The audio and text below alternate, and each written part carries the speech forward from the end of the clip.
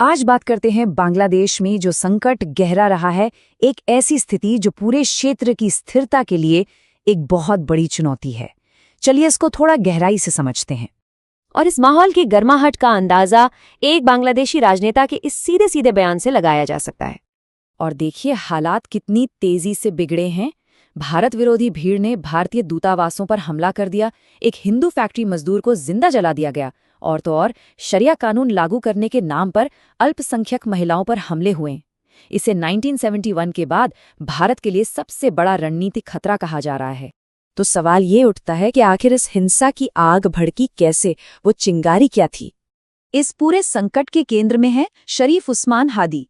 ये वही शख्स हैं जो इंकलाब मंच या जिसे जुलाई क्रांति भी कहा गया, उसके प्रवक्ता थे।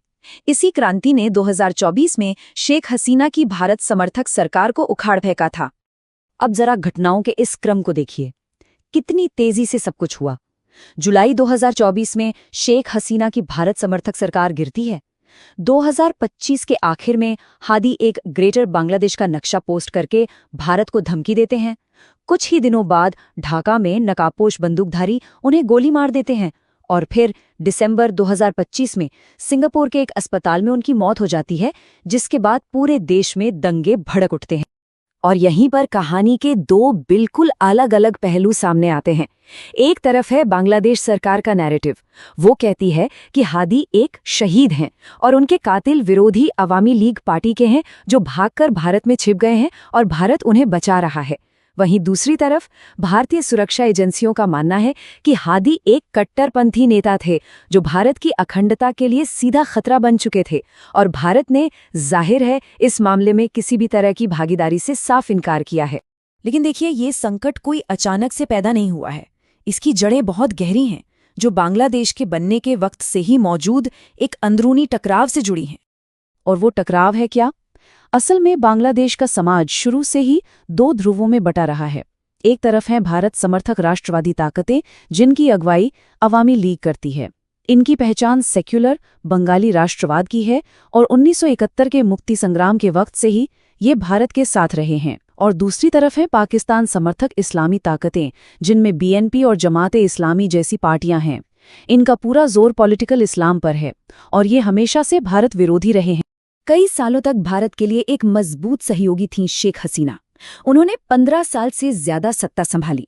इस दौरान उन्होंने भारत विरोधी आतंकवाद और उग्रवादियों के ठिकानों को कुचल दिया, यहां तक कि टॉप उग्रवादी नेताओं को भारत को सौंपा भी। उनके दौर में जबरदस्त आर्थिक विकास भी हुआ, लेकिन साथ ही उन पर तानाशाही रवैये और राजनीतिक विरोधियों को निशाना बनाने के आरोप भी लगे, जिससे उनकी लोकप्रियता घटती चली गई। और अब तो नई सरकार ने उनकी गैर मौजूदगी में ही उन्हें मौत की सजा सुना दी है।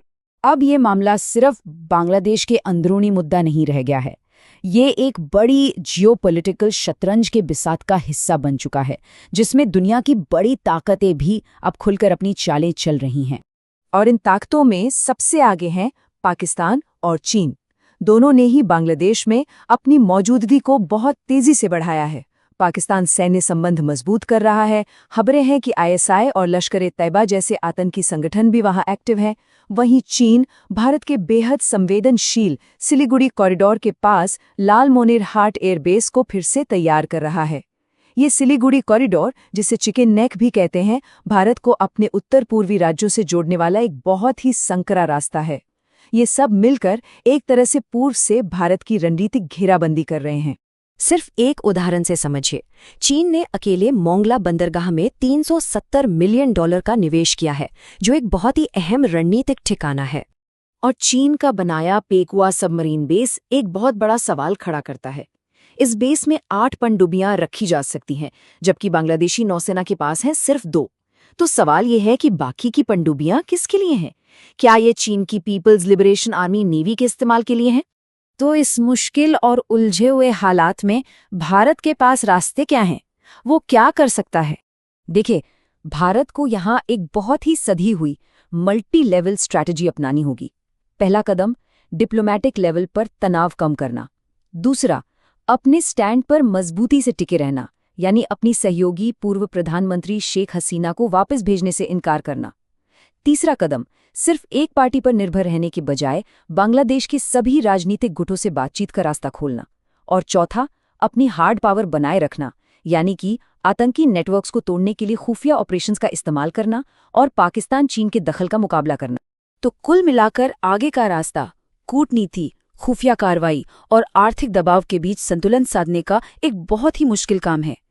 ये एक हाई स्टेक गेम है जो हमें एक आखिरी और सबसे जरूरी सवाल के साथ छोड़ जाता है, क्या भारत अपने सबसे अहम पड़ोस में अपनी पकड़ फिर से मजबूत कर पाए?